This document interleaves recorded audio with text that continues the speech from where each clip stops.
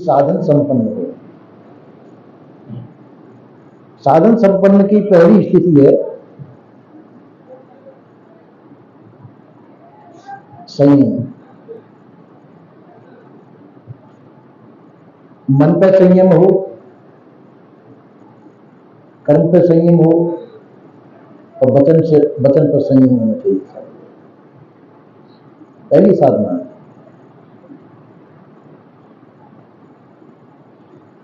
क्योंकि तन पर संयम का मतलब है कि तन सेवा भावी होना चाहिए, पर भावुक नहीं होना चाहिए। साधना संपन्न व्यक्ति को भावुक नहीं होना चाहिए, तटस्थ रहना चाहिए, विवेकवान होना चाहिए। क्योंकि उसको साधना करनी है, भाव में रहने के लिए नहीं। तो विवेकवान चाहिए साधन संपन्न। तो पहला नंबर है तन संयमी हो। तन संयमी का मतलब ब्रह्मचर्य का पालन हो और सेवा परायण हो। तन संयम का मतलब ब्रह्मचर्य का पालन होना और सेवा परायण होना। तो ये तन की साधना पूर्ण होती है। तन की साधना पूर्ण होने पर मन पर संयम सिद्ध होता है।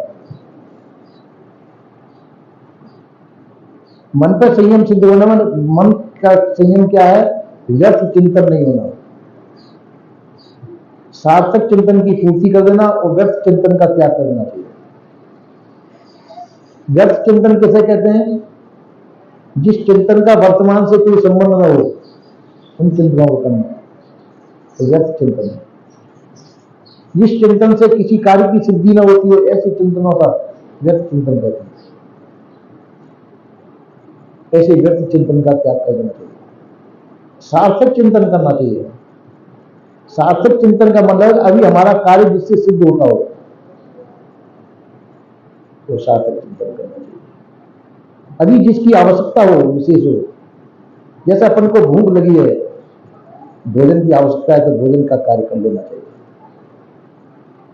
और भोजन की आवश्यकता नहीं है, हम जब 10 साल बाद तक का सोच रहे हैं कि 10 साल तक हमारा भोजन का क्रम कैसे चलेगा, ये व्यर्थ चिंतन है। आपका प्रारब्ध मौजूद है, प्रारब्ध के अनुसार आपको सभी सुविधा मिलेंगी, उसकी चिंता करने की आवश्यकता नहीं है। तो शरीर है, शरीर से पहले प्रारब्ध है, प्रारब्ध के अनुसार शरीर बना है, तो इसकी चिंता नहीं करनी चाहिए। साधु को निष्क्रिय होना चाहिए, निश्चिंत होना चाहिए। इसलिए मन का संयम है, व्यर्थ चिंतन से रहित हो, व्यर्थ का चिंतन न करें। व्यर्थ का चिंतन हम करते हैं, जैसे हम सोए हुए हैं खाट पर, टूटी खाट पर सोए हुए और मन में सोच रहे कि सोने की खाट है। ये सोचना, ये व्यर्थ चिंतन है। अरे जैसी खाट है उसको वैसे ही सोच लेना चाहिए। धरती पर भी साधु को सो जाना चाहिए, कोई हर्ज नहीं है। ज्यादातर जो है साधु को आरामदायक सेज नहीं चाहिए, साधु को ऐसी सेज भी सोना चाहिए जिसपे कि उसको आराम न मिलता हो।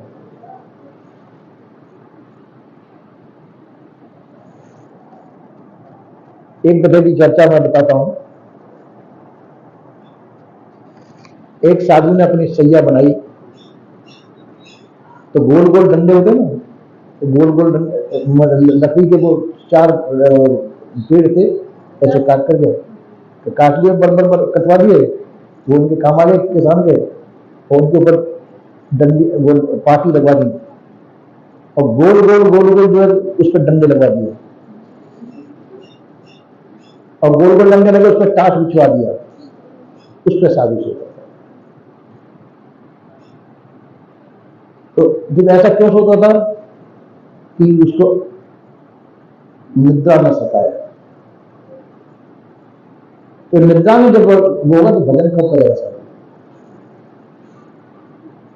इसलिए ऐसी सेज बना करके और टाट बिछा करके उस पर सोता था और दिन में लोग आ जाते थे, सत्संग करता था, बहुत कम नींद देता था। तो इस प्रकार से उसने जो है इन चीजों को अपनाया।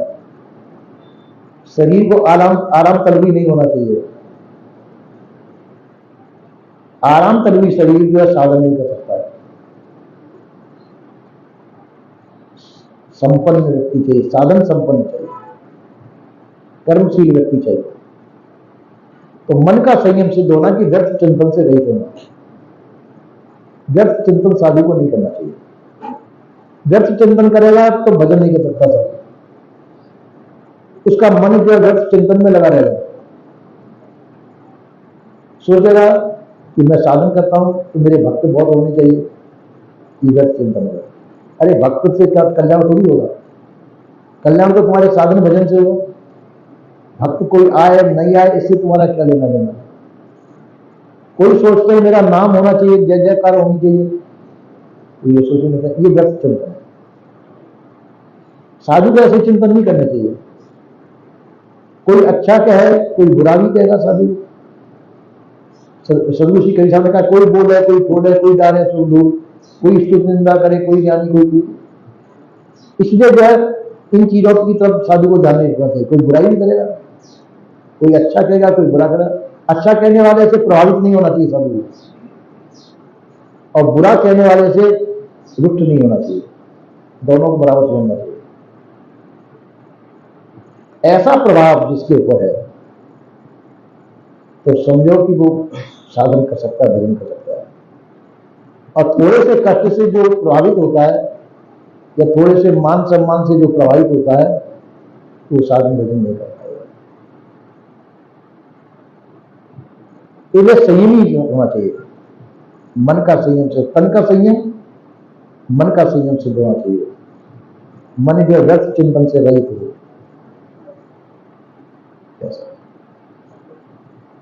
तो तन संयमी, तन श्रमी, मन संयमी होना चाहिए। इसके बाद में आता है वचन। निरर्थक वार्ता नहीं करनी चाहिए साधु। हरदम बोलते रहने नहीं चाहिए, ज्यादा नहीं बोलना चाहिए, सीमित बोलना चाहिए साधु। सीमित बोलने से उसके वचन के अंदर जादुई असर होता है। इसलिए साधु को कम ही बोलना चाहिए। यथार्थ बोले, नपा थोड़ा बहुत बोले, और जो उस बोल के द्वारा किसी का हित कल्याण होता हो, ऐसे नपे थोड़े थोड़े शब्दों में बहुत कुछ किया जाए, ज्यादा नहीं बोलना पड़ेगा। व्यर्थ में हम व्यर्थ वार्ता का त्याग करना चाहिए। साधु को व्यर्थ वार्ता त्याग करनी चाहिए, सही बताएं, थोड़ा बोलना चाहिए। उतनी बोलो जितनी आवश्यकता है। यदि हमारी 2 शब्द से काम चल जाता है तो 10 शब्द बोलना आवश्यक नहीं है। कई व्यर्थ बोलते रहते हैं, कुछ न कुछ कहने चाहिए। उनको कहते भाई चुप बैठो, चुप बैठ नहीं सकते हो। तो व्यर्थ वार्ता से रहित होना चाहिए साधु। ये चीज करेगा तो साधु भजन कर सकता है। साधु को ये नहीं सोचा कि मैं दूसरों का कल्याण करूंगा, पहले अपना कल्याण करूं। दूसरे के कल्याण के पीछे साधु को नहीं पड़ना चाहिए, पहले अपना कल्याण करो। अपना कल्याण त्याग, वैराग, बोध, विचार से होगा। दूसरे को प्रभावित करने के लिए, दूसरे को मनोरंजन के लिए साधु को कोई कार्य नहीं करना चाहिए। सबसे पहले अपना संयम करके अपना जीवन कल्याण करें। अपना जीवन कल्याण का मतलब है संसार से प्रभावित नहीं होना। साधु को संसार से प्रभावित नहीं होना चाहिए। एक हमारे साथ में साधु था, हमारी शिष्य था, नाम नहीं ले रहा हूं, भिलाई नगर था। हम घूमने जा रहे हैं, मेरे साथ से घूमने जा रहे हैं। गुरुजी, अब तरह तरह की कोठियां होती हैं शहरों में, ऐसी कोठी तो अपनी भी होनी चाहिए। मेरे बेटा इसी को अपनी समझ लो, शादी का सभी है मैंने, इसी को अलग से बनाने की क्या आवश्यकता है।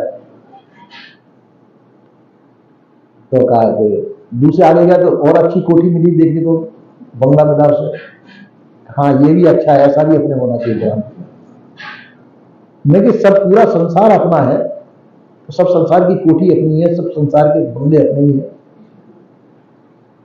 क्योंकि अपने कैसे हो जाएंगे। मैं कि चलो आगे चले, तो हम एक घर में पहुंच गए, उसे स्वागत किया, बैठा अच्छी तरह से। मैं कहा महाराज जी आपकी क्या सेवा करूंगा। वो सेवा यही है, आपके घर पे आ गए हम, यही सेवा है, तो आपने हमको बैठा लिया, अब हम आगे चलते हैं। मैंने कहा देख तेरा बंगला होता है, तो तेरे को सेवा करनी पड़ती है। अब दूसरे के बंगले में पहुंच गए तो वो सेवा तुम्हारी कर रहा है ना। तो दूसरे के बंगले में पहुंचना अच्छा है कि अपने बंगले में बुलाना अच्छा है ना। इसी प्रकार से साधु को ऐसी वृत्ति होनी चाहिए, सब या तो कह रहे सब मेरे हैं और मैं सबका हूं, ये भक्ति मार्ग है। और न मैं किसी का हूं न मेरा कोई है, ये ज्ञान मार्ग है। यदि ये भाव बना ले कि सब मेरे और मैं सबका हूं, तो उसके अंदर सीमित भाव खत्म हो जाएगा, तो साधन भजन अच्छा हो गया, भक्ति मार्ग है। और ये समझे मैं भी किसी का नहीं, मेरा भी कोई नहीं, तो त्याग मार्ग है, ये ज्ञानियों का मार्ग है।